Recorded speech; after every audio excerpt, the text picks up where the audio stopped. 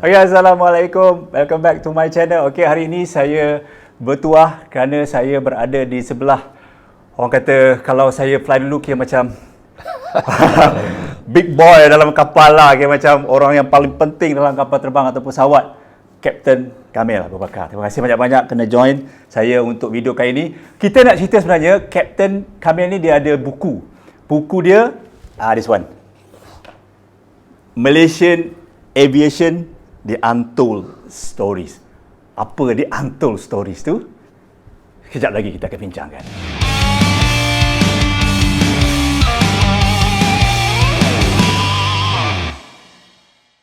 Alright, okay, welcome back, Kappten. Terima kasih. Okay, cerita sikit, Kappten. Bagaimana Kappten bermula kerjaya sebagai seorang juruterbang dekat Malaysia Airlines, saya faham kan? Terlebih dahulu izinkan saya kalau saya bercakap dalam bahasa Inggeris. No worries. Kerana aviation, English is the international language. Betul. It all started way back in 1971 after at Kappten MH370 that I've got a scholarship to do medicine. But somehow there was a big advertisement in the papers as well as in the radio calling for applicants to become cadet pilots. Okay. So I thought that there would be a good opportunity for me to start a career early instead of going through the 5 or 6 years of medicine. Then I applied and got it. We didn't know really what was the intention of the government to call for students to join pilots. Later we found out that before that, the aviation industry in our country is controlled by, it's under MSA, Malaysia Singapore Airlines. Yes. So it was then the government's intention to break away from MSA to form our own airline.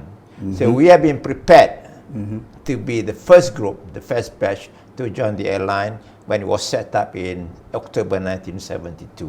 There's 17 of us. That's how it all started. 17. Yeah. And then afterwards, dah tamat pengajian apa semua, apa you punya highlight of the career selama lebih berapa tahun dekat MAS? 39 tahun, Yes. 39 years. The highlight of your career. Okay, at that time, the aviation industry was still small and it started to grow. So for us, the earlier batches of cadets, we moved up very fast. Promotion was very fast, and within 15 years, I was already flying the big jet, they call it, the wide body aircraft. And I spent about 20 years of my last flying time flying the 747. 400, which was then the biggest aircraft. Queen of the sky. The star. What I missed was the flying of the next bigger aircraft, the A380. By the time I retired, then the A380 was introduced. Alright, okay. Malaysian Aviation, The Untold Stories. Boleh cerita sikit behind the stories, cerita pasal buku ni. Kenapa Kappten menulis buku ini? Okay, when I retired in 2011, I had plenty of time in my hands. And in WhatsApps, there's been a lot of articles, videos that surface on aviation matters. And friends have been forwarding me these articles and asking me to comment. And from there, from my comments, they all like the way that I wrote. I wrote it very simple language for the people to understand easily. And came the MH370 in 2014. There are a lot of speculations, a lot of theories, a lot has been written about that. And they keep on sending to me, asking me to comment. And from there, it came one after the other. Then I said, hey, Kamil, you have got to compile this into a book. That's how it all started. And from my previous position, I was at one time the chief pilot for flight safety and safety of Malaysia Airlines. And I knew a lot of the incidents and accidents which happened. And one of the famous ones was the hijacking of the MH653 that eventually crashed in Tanjung Kupang. There's a lot of, though the report was officially published by the authority, people were still speculating of what actually happened. The hijacking of that aircraft, the investigation I have to say that Malaysia Airlines was not directly involved in the investigation. Directly in the sense that it was considered as a crime. Yeah. Being a crime, it was handled by Bukit Aman, by the police. And they got the assistance of the experts from UK, from the Aircraft Accident Investigation Branch in Farnborough. And they came up with that report to say that the pilots were shot, which resulted in the aircraft crashing in Tanjung Kupang, killing everybody on board, of course. Years later, I had the opportunity to visit Farnborough, long after the accident, for another purpose. It's got nothing to do with the MH653. When I introduced myself that I was from the Malaysia Airlines, one of them told me, you're from Malaysia Airlines? I investigated your MH653. I see. So I started to ask him, what do you know about it? What can you tell about it? And he said that, honestly, we don't know. We don't know the reason why the pilots were shot. We don't know who were the hijackers. We don't know whether it's even one or two hijackers, because nothing was being said by the person. But one thing for sure, the aircraft crashed because the pilots were shot. First the captain, followed by the co-pilot. But the motive, we don't know. So from there, we can conclude that the accident still is a mystery. We don't know actually what happened. Until today. And so I wrote a chapter on that in this book. Your chapter The number. Untold, yes. That's how it became the Untold story. I see. Another story. Another crash, I think. A crash in heaven, chapter 12. In this accident, the crash in heaven, I was directly involved. I was the head of the flight safety then. And I was flying that night when I was told that the airport was closed because the Airbus had crashed. The following morning, I headed the MH investigation team. We went to the site. And there came the company directors, the chairman, plus the officials from the Ministry of Transport, and they looked at the crash site, the condition of the aircraft, knowing that there was not a single casualty. One of them passed a remark to say that this crash in heaven. Indeed, if one were to look at the wreckage, that the whole aircraft, the top part of the aircraft was totally burnt with not a single casualty. I think that remark statement was fair. Was fair. And many people did not know about how it happened. Actually, that aircraft was not Malaysia Airlines aircraft. It was leased from it was a lease aircraft from Scandinavian Airlines system, and that flight was supposed to be the last flight that aircraft was supposed to be with us. It was supposed to be flown away after that back to Stockholm. You kenal the pilots of yes, I know both of them, and I was involved deeply in the investigation, and that was our first major accident in the country. So it was a tough job for the chief investigation under the DCA to come with that report. Kejadian dalam 84 ni berlaku pada 18 Disember 1983. Singapura to Kuala Lumpur. Yes. Okay. But of course, the main content of my book is on the MH370. Till this day, people were still talking about it. People are still speculating. People will come up with of But more speculate than fact. I have to say that I was not involved at all in the investigation. I had a long retired. But from my experience flying and being in the airline for so long, I have my own theory. What's your theory? However, I have to say this. Aircraft accident investigation is easy. Okay. You might be surprised why I say so. Okay? In essence, investigation of an aircraft accident we have got to base on facts, on evidence. Our two main evidence are the recorders, flight data recorder and the cockpit voice recorder. In the absence of these recorders, we cannot tell for certain what actually happened. Correct. And to make things worse, in this particular accident, I have to say that there's no wreckage. It wasn't found, though a few pieces of the debris were said to be found. That is a big question. It's a big question. Yeah. Why only few? Why not many? And among the speculation, you see that it was pilot suicide, it was hijacked, the aircraft was shot down, the aircraft was suffered decompression, all this. It's all speculation. No evidence whatsoever. We can only speculate. How about the internet ping, the satellite ping? But then, in the absence of that wreckage, the evidence, it can only be speculated. So my rebuttals to all these theories are all inside here. Many. They keep on saying one after the other, till I got so fed up at it. I appealed to them, please, let's put a stop to all this. There's got to be a closure. Even in the past a few months or so, there's all the reports to say that they can determine a possible location of where the main wreckage is. But then, what do we really want?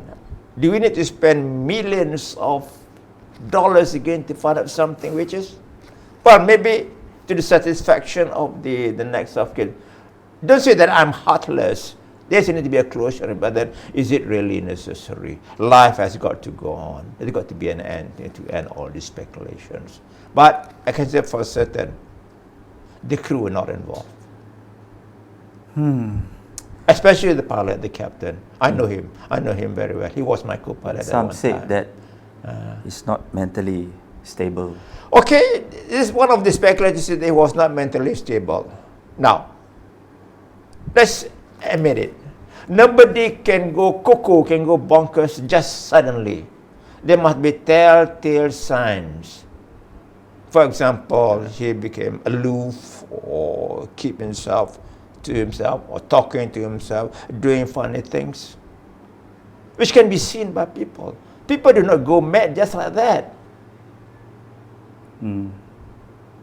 And before he took that flight, he went through so many groups of people, from the driver, from the dispatchers, from the engineers, from the cabin crew. Surely, if one were to be seen not to be normal, it will be detected.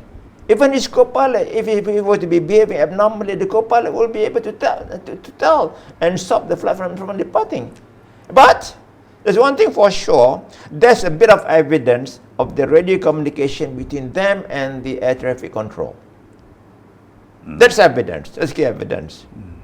Listening to these recordings of the call voice, they all appear to be very, very normal.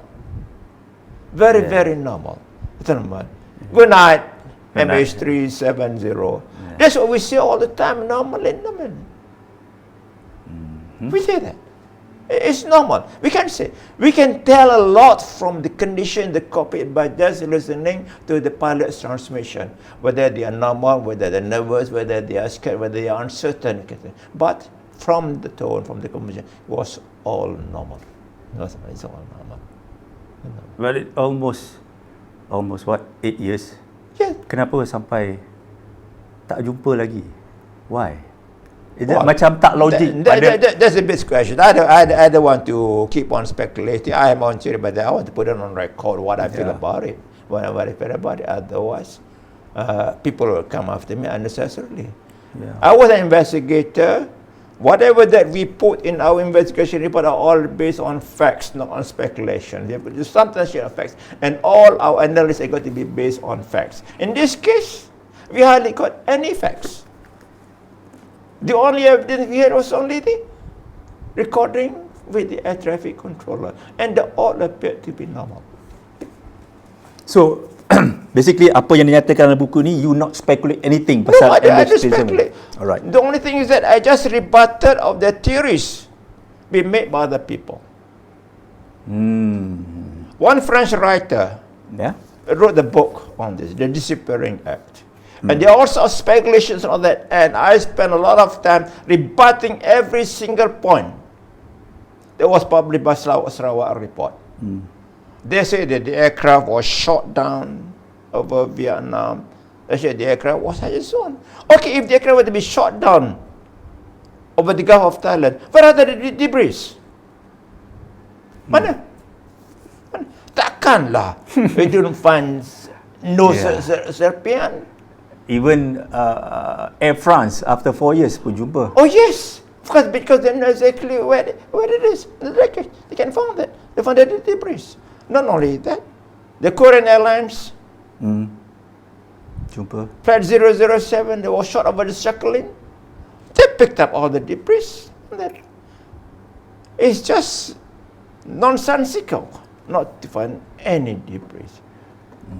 There must be floating bags, life jackets, or the cushions Floating around. floating around. That's hardly anything. Except a few aircraft parts being picked up and ridden all about. Well, we're not sure whether, but only those few parts.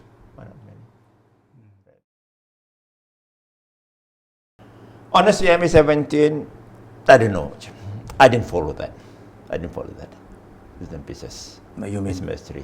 But one thing for sure, what I can say is that the aircraft was at the wrong place at the wrong time. At the wrong place at the wrong time. But is the correct? They were in flying. We have our own roads. Yeah. We call it airways. Okay, it's about 60 miles wide. You've got to stick to the center of the airways. However, we may deviate from. We can get out of the airways with permission. If permission is being given, then it's okay. The permission from the air traffic From control. the air traffic controller. There are times you have got to deviate to what weather. But all deviations have got to be with the clearance of the air traffic controller. We're not sure whether they did go out of the airways or not. But regardless, we don't simply go around and shoot anything that's up in the air. We don't. We that. Yeah. So that's also a mystery. So they are not related. I don't think they are related. They are not related at all. It so happened that they are both not related. There's a speculation been around that MH370 related because of 777, dua-dua pesawat 777. Okay, Kapten.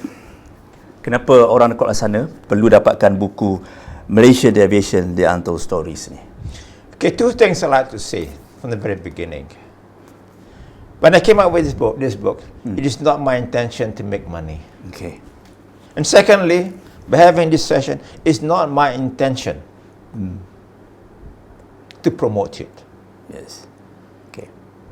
But my main purpose of coming up with this is basically to share my experience, to share my knowledge. Because one's knowledge and one's experience, if we were not to share, or if one were to keep to yourself, you take with you to the grave, nobody gains anything out of it. Okay. This book covers not only about the accidents, but also on things which people don't know. Like, for example, for the past few days, there have been a lot of videos of the aircraft landing in the storm in London, Eunice, struggling against the wind and crosswind landing. There is a chapter in this book. Yeah. Then, the question of why airlines do not make money. So I cover this on the fuel conservation. Okay. Okay. Terima kasih, Kapten. Terima Thank kasih. you for your time. Dan semoga video kali ini dapat memberi sedikit manfaat kepada anda di luar sana yang meminati bidang penerbangan ataupun aviation ni. Semoga banyak input-input yang telah Kapten bagi tahu nanti. Dan terima kasih lagi sekali Kapten. Terima kasih. Dan terima kasih pada anda juga yang sudi menonton. Jangan lupa untuk dapatkan buku ini, saya sertakan link dekat kotak description. Terima kasih kerana menonton. Jumpa lagi di video yang akan datang. Assalamualaikum.